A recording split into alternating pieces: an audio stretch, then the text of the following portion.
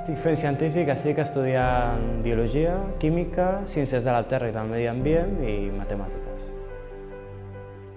Sí, són exigents, però jo prefereixo un professor exigent que no un professor que passi de tot. Són durs però bones persones i és veritat que tot i que a vegades pensem que potser posen les coses molt difícils, sé que ho fan per un bé per nosaltres perquè de cara a selectivitat o a universitat trobem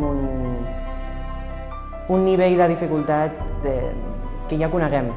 que no ens sembli tot tan difícil de cop.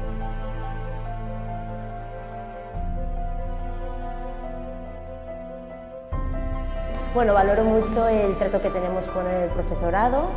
también el ritmo que hay en las clases, son clases muy dinámicas, se hacen muy ligeras y a la vez también nos preparan mucho para lo que es cara a la vida real, el día a día. Es un contacto directo y siempre están contigo, si no te sale algo, no somos 50 alumnos que a lo mejor no te conocen o no te hablan bien, si no te vienen a ti y te dicen qué es lo que no entiendes, yo te lo explico. Si hace falta se quedan 10 minutos más contigo y te lo explican.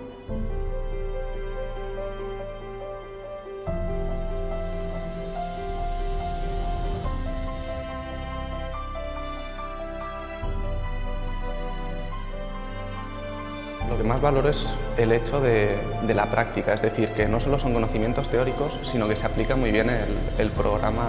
por ejemplo, programas como ContaPlus, que luego en la vida real te puede llegar a servir, como para, al entrar en una empresa, pues poder demostrar conocimientos en estos programas y que está muy enfocado a la práctica y eso es lo que me convence, lo que me gusta más.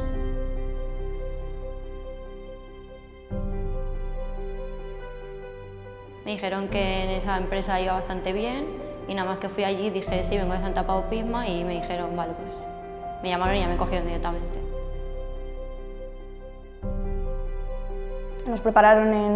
en Santa Pau para la selectividad y me presenté